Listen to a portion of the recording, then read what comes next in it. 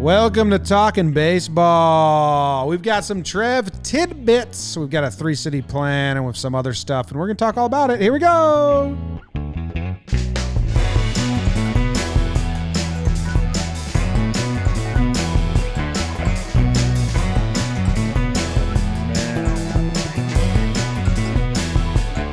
What's going on, everybody? Welcome back to Talkin Baseball. It's April 21st, a fine Tuesday in the wonderful spring weather.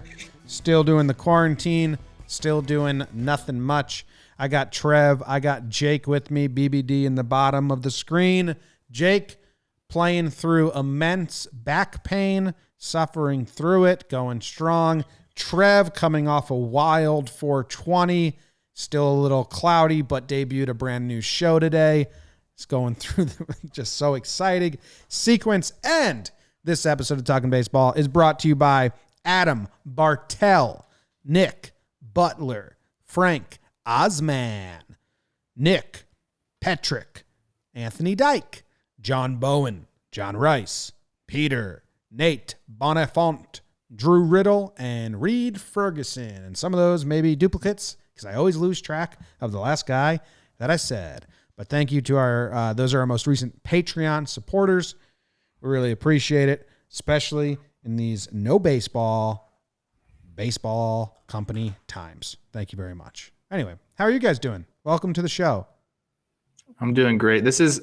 I'm having so much fun just watching Jake in pain. I don't know what that says about me as a person, but I'm having a lot of fun with it. I can see that you're physically just not able to move the way you want to. And for some reason, it's bringing me joy. Sorry. No, that's fine. And like I said right before the start of the show, I think that sounds like your last scouting report from Philadelphia.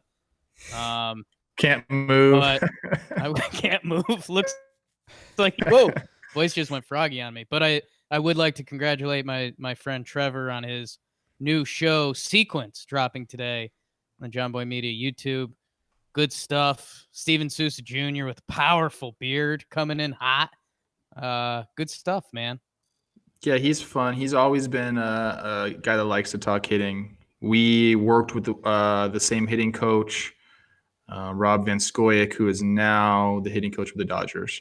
So a lot of the stuff that he talks about, I've been through and kind of understand it. But yeah, great first guest. We got a couple other guys already in the backlog that will be releasing, you said, tomorrow and the next day and all this. Then eventually we'll go to Tuesday and Thursday release schedule. Yes. So I'm excited about it. It's definitely a little weird or scary, or I don't know, man. Like, you put something out there and you don't know if people are going to like it or not. Well, you know. The word that describes you, Trev, is Schadenfreude. It's German. Okay. Schadenfreude is when you experience joy via other people's suffering. I have that right now. Yeah, you're a big case of Schadenfreude. I've also like to point out one thing that I've been doing lately. Yeah. So I've always had these hats, and like I've always thought the crown was a little too high on them. Yeah. And it just like looked weird. And then I realized that if I just kind of like do like the crease in the middle, like I'm kind of like into this vibe right now. I don't know if you guys see it. It's almost like a Japanese ball player's like bend. How much is Shirley Brewing and Co. paying you? You have all their hats. I mean, they've given me a lot of gear and I like them. They're good quality hats, great beer, obviously. But like this thing is new for me, and I'm kind of like really digging it. Wow. Were you a straight brim back in your playing days? Just like an easy kind of normal bend, but it doesn't work with these hats. So that's how I was always trying to do it. And then I just said, you know what? I'm doing the Little League Japanese all-star team bend on my hat, and we'll see how it looks. And boom, I got a new look. It's nice. If a hat has too high of a front part, like you were referencing from the start, that's an instant no-fly zone for me, because I already have the peanut head. So if that hat goes out that much, it's just a multiplier. So yeah, maybe I'll try your tidbit, because I do like you've got some nice like parallel lines running there. That's nice. Thank you. Yeah, I don't really know. I just did it one day and then boom. So fashion icon, new show. Like I think things are going well for me. Oh wow. Yeah. Now I'm Yeah. green. This is what I looked like last night. Ooh. Ooh. All right. So we have a song from Bubak, fan of the program and the Jumbo Media family, for Trev's Tidbits. And one of your tidbits, Trev, you told me yesterday you had it, and then it came out today. So I just want to have your back to our audience. You did have this before it was public. So Trev Tidbits still going strong, although if they don't want to believe us, that's up to them. But here we go. Here's the new strap in. Here's the Bubak Trev's Tidbits intro song.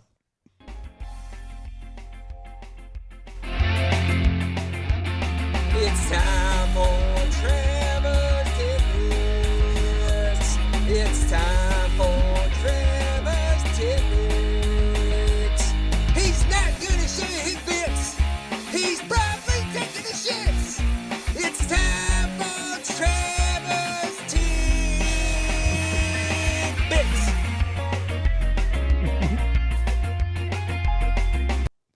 All right. So what do you got, Trev? I'm kind of into it.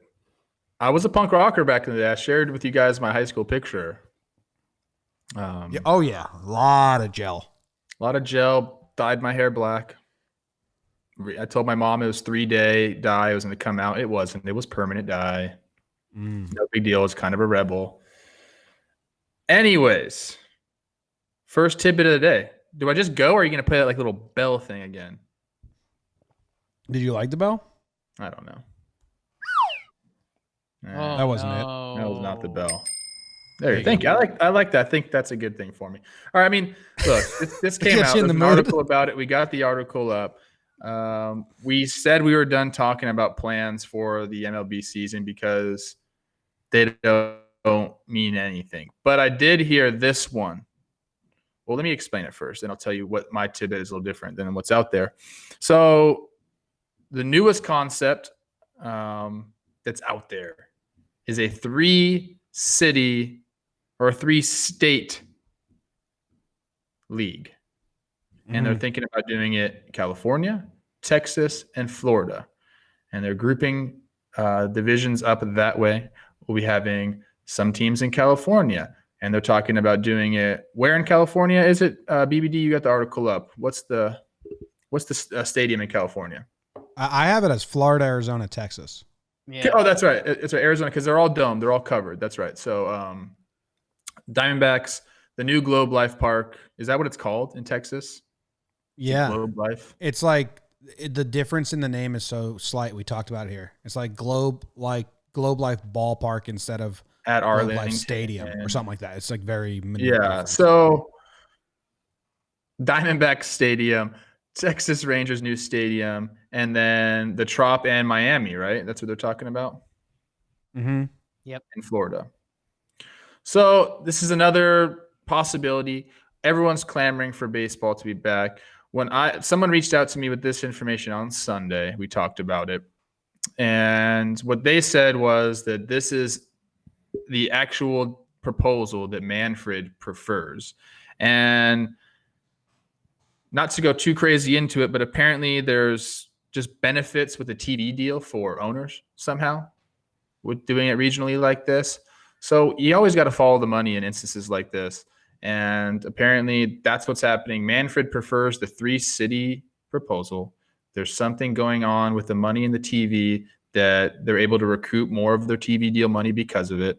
And that's kind of what's out there right now. I don't think a lot of more details are out there. I talked to guys around the league. Everyone's still saying the same damn thing. They want to play. They don't know what's going to happen. We don't really know. Yeah. But this is the Commissioner proposal Rob that's out there. Manfred, they asked him about this and a bunch of stuff. And Manfred said, we don't have a plan. We have a lot of ideas, which is a really good quote by Manfred. And like, that's what is the most important thing to remember. We did say we were sick of hearing all of these. So like, I'm not going to debate this plan because I don't care enough anymore, but this makes more sense to me than the Arizona plan. 10 teams in 3 different places. It still feels to me like if they do this, it wouldn't be a normal season. It would be like you do, the 10 teams, 3 divisions, and they each play. It's like a mix of the Arizona and the Cactus League, because it seems like travel is going to be not involved. So you split it up 10 teams each, and you play, and then maybe there's one wild card, and then there's a 4-team playoffs. I don't know how it would go, but whatever. Makes more sense to me than all in Arizona. At this point, I know that I was very optimistic, and I still am optimistic. Oh no, the flutter! Are you fluttering back down? I know you were. But I'm optimistic that baseball is going to happen. I'm not changing that view. I really do. But man, like, what's it going to look like? Like, what are we doing here? Like, every time I get optimistic about it, I start to think like, what is going on? Like, the logistics and all of these plans are insane. Yeah. And I think that's where, it's interesting. Sure, we got 3 cities involved. And like Trevor mentioned, more money, which money talks, so talk Mo Bucks. But for me, I still don't see the logistics of like how it works. Because I'm thinking in my head, say we fast forward to this world where, we can play baseball, whatever setup it is. Let's say the best we can do is 3 games a day in a stadium. You kind of do it normally. You do the 1 p.m. game, you do a 4 p.m. game, you do a night game. It's not the most ridiculous thing that could happen. Grounds crew cycles through, whatever. You're still like short teams and games there. So if we're starting to go this dome stadium route, are we bringing in Dallas and Houston? Do you bring in Tampa and Miami? Because I think that's what they're saying. That starts making more sense in my head, because what if what if you do each section, you've got 3 games a day at each stadium, you've got your 15 games. To me, like, again, the games start making sense there. And like Jimmy kind of harped on, and again, I don't think we necessarily get this sense of normalcy. We want to get to a point where it feels like the season matters, and it feels like it won't be a talk show debate. Like, will this championship matter? Because if you're doing like that original Cactus League proposal, I think it's not. If you mix up the divisions for a year and go willy-nilly, people aren't going to accept that. If you can somehow do this where, I don't know, say we've got the 5 domes, and then you play, your teams that are there, you get your series out of the way with them, and then you switch it up and you go to the other domes or something. Maybe there's something there. I obviously don't know the logistics, and as always, we're banking on some medical stuff. But I guess I am starting to like the idea of the dome plan, especially when Trevor Williams was on with us the other day, and he's like, woke up, it was 90 degrees, and we're in April in Arizona. So I'm starting to feel like the dome plan has something to do with it. It's how many and where. Yeah, so the article, again, the CBS one that broke this, it still says like minor league stadiums as well. Like they're not limited to just the dome, but they're building hubs around the dome. So you could still do more than 3 games a day, is what it says here. Yeah. Well, you can add more stadiums. I'm just curious. Okay, say we the league's like, let's go with this. Where are they putting everybody up?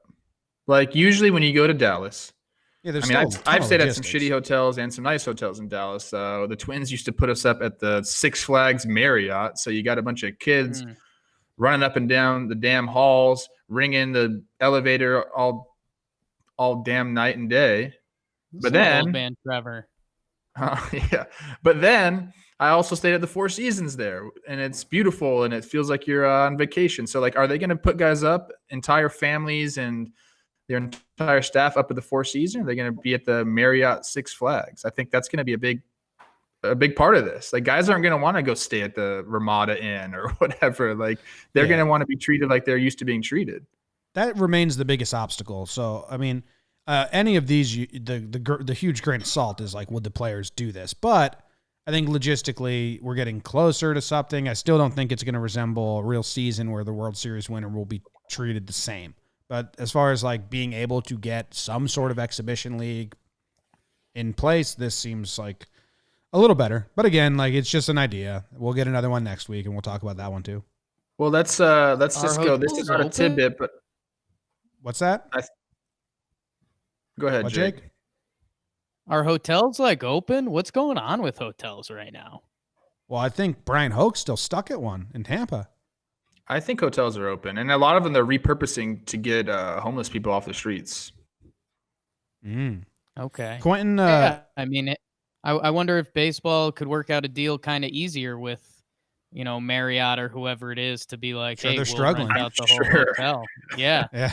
So Quentin let's- Hubner in the chat, Patreon member, said that this plan covers 3 time zones, and that may help with the TV deal stuff, which is true. Exactly. Like you can start a game at 10 in the morning East Coast and then also at 8 p.m. Arizona time, and you have staggered start times and across. So that's a good point. So we're talking about all this and logistically, blah, blah, blah, blah, blah. The money is always the key thing here. So this came out yesterday. This is not something that I found out. I just read it on MLB Trade Rumors. And they're talking about the agreement or the so-called agreement that the players and MLB had as far as the salary. We know we gave them a stipend for the first 2 months, and then they were basically saying, we're going to prorate your salary based on the amount of games played.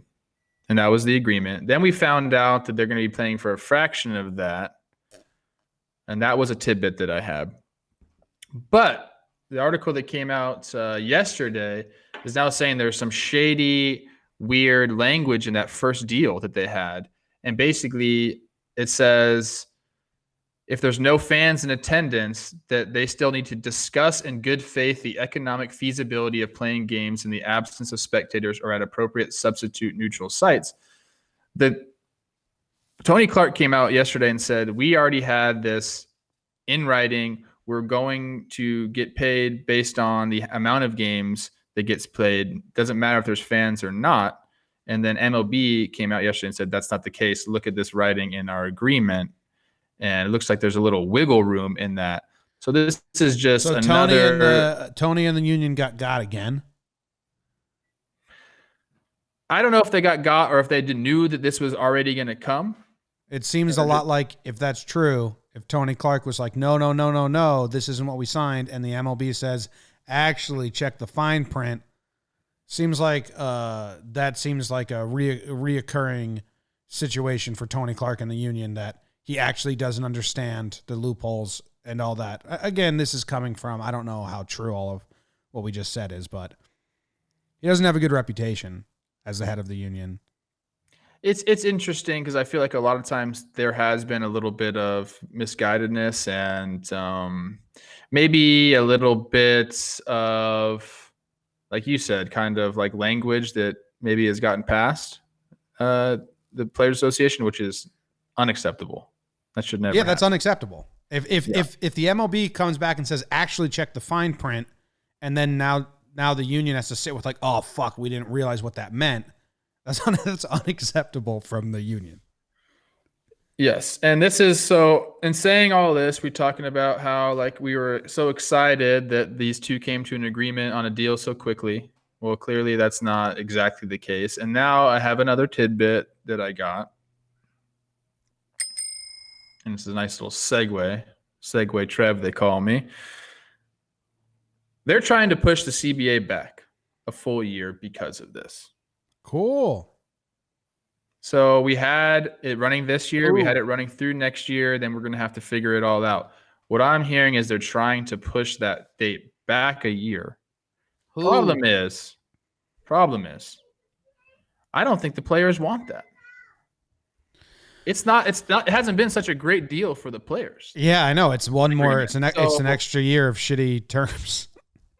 So I don't know what to do. I don't know if it's gonna if the players want to do this or if they don't want to do this. It seemed to me like kind of depends on how this year goes. If there's no money and they're like, hey, like let's just get back to a sense of normalcy before we have to go in and completely redo this agreement.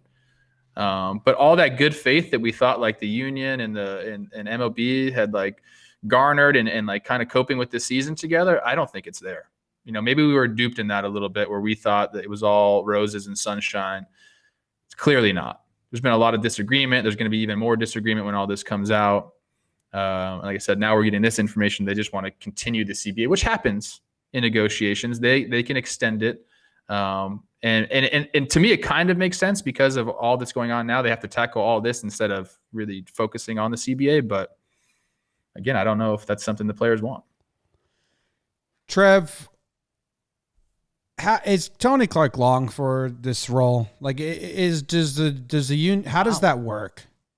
Maybe not Tony Clark, but maybe him, and I'm sure it's not just him that makes all these decisions. I'm sure he has a whole group of people.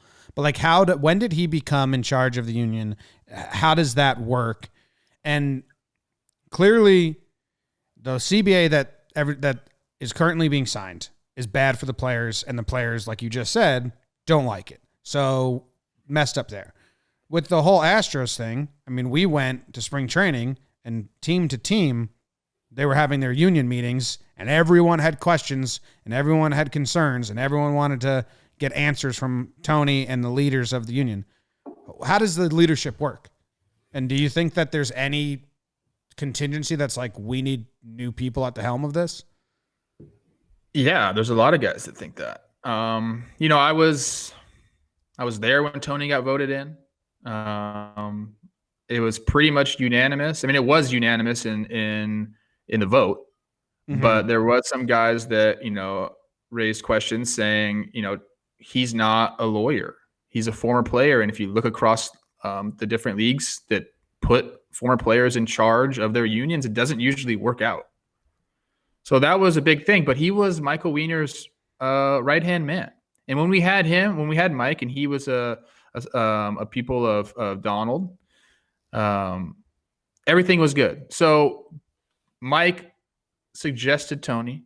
Tony had been around Mike a ton. Things were going really good for everybody at that point. So it seemed like it was just the logical next step, having Tony. And he can command a room. I don't know if you've ever seen him talk or been around him. He's a big guy. He can command the room. He's very, very educated, very smart.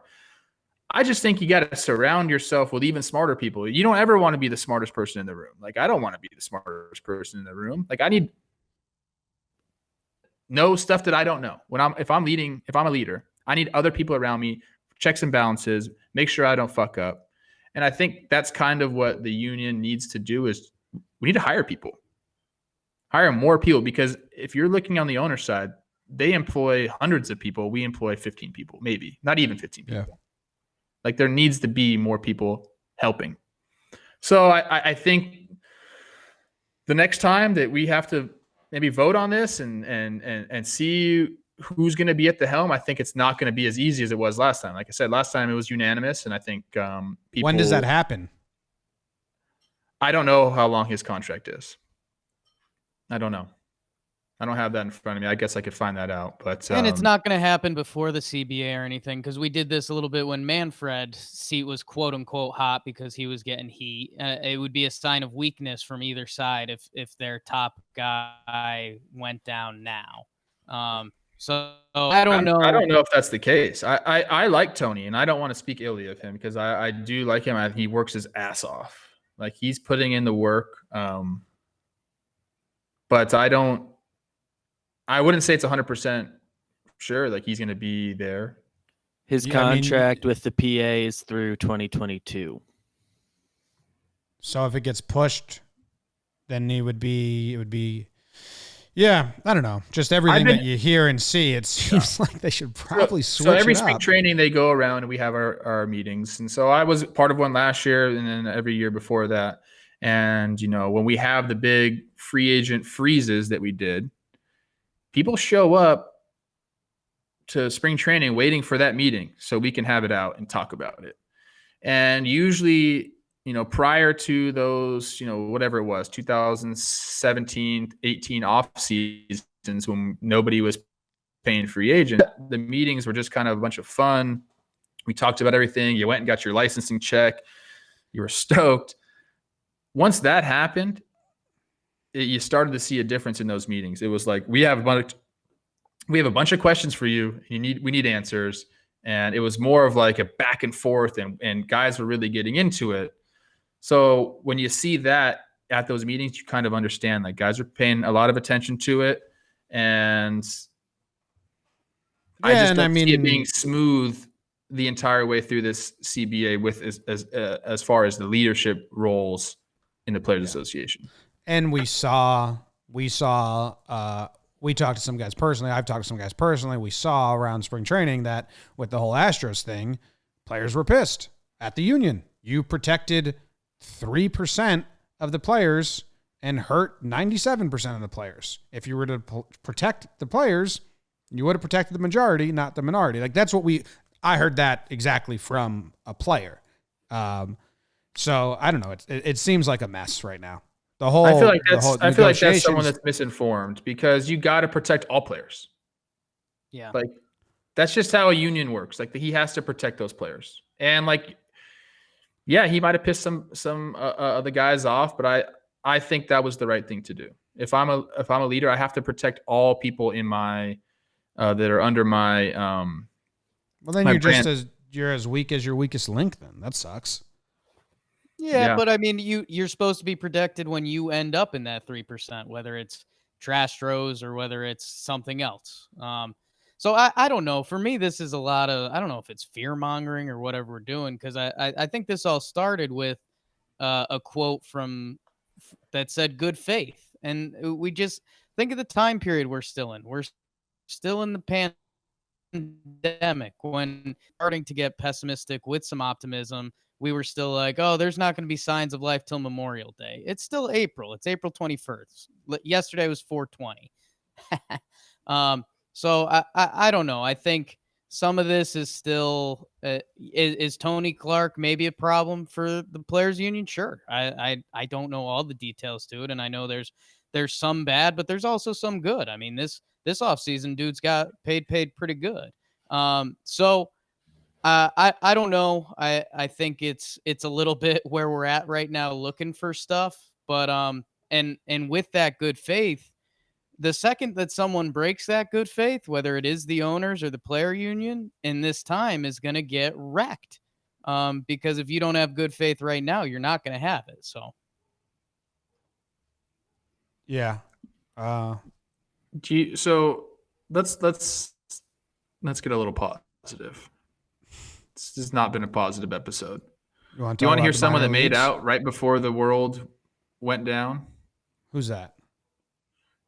Our boy, friend of the pod, Christian Yelich. Yeah. And you're saying why? Why is he coming out like this? He signed a massive deal about 4 days before all of this went down. He doesn't sign that deal anymore. If it happened 4 days prior, like he's not going to get that put on deal. Pause. Yeah. Well, he's not going to get paid for the first year of it now, though. So that's a bummer. It is a bummer. But you think about all those guys who were they were negotiating. They're like, hey, actually, let's cut off until, I don't want to do it in spring training, and they cut it off, thinking, hey, we'll get it done eventually. And now that shit is not going to happen. Not the same way it was going to happen. No. Timing, man. Timing is everything, and some people find it, some people don't. Yeah. Yelly earned it, though. I mean, I'm not taking away anything from Yelly. Like Yelly money. And then the minor league stuff. Do we want to talk about that at all? No, no. We can't. It's just we've already we had a whole damn show on it. But yeah, I mean, they're basically going forward with, what is it, 3 or 4 affiliates per team? 4 affiliates apiece, 120 in total, apiece. Which is what it said: rookie ball, A ball, AA, AAA. I've been saying this for a long time, that's what they needed to do, and it's not a popular opinion. And I know that it's going to cause some cities to have some hurt. One of the clubs that's not going to be around anymore is my first ever professional team, the Elizabethton Twins, and I have a lot of fond memories there, a lot of nice people there. But it is funny. I think it's just the way of the world, man. It is funny that we did a whole entire episode. I mean, deep dove into this. If you haven't heard and you want to listen to the realignment, and I mean, you talked to players, you pulled players, and we talked to people, and kind of everyone within baseball is saying it kind of is for the better of baseball and makes a lot of sense. But like the public, especially on social media, like is so against it. It feels like they're against it without really thinking about it. Yeah, Because it's not as terrible. Like they make it seem like MLB's like being Nazis. It's like it's not. It was a flawed system. It was a flawed system that needed Yeah. to get revamped. People are very nostalgic about these cities, and they say like small towns, and they think, oh, what a beautiful little small town. It's not like that. Okay. But and industries lead desert small towns left and right. Like that's they do. And this is, I mean, we're talking about some it's not fun. places in 1,000 people, maybe a game. Like it's not huge industries. Is it jobs that are being lost? Yes. I mean, there will be some jobs that are being lost, and it is tough for some of these towns, but that's just the way of the world. I mean, we didn't need 7 affiliates per team. And remember, like we were reading it, and one of them was just a high school baseball field that a minor league team, like an A-ball team, played on.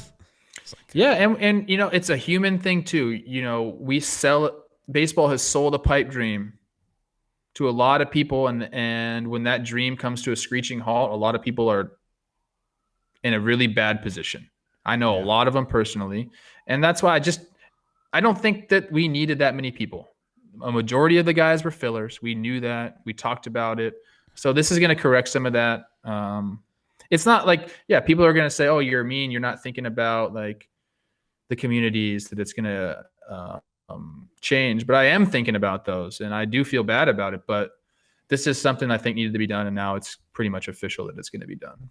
Yeah, I think what you opened up our eyes to are guys that actually get stuck in baseball and kind of set their lives back a little bit, which people don't really look at it that way.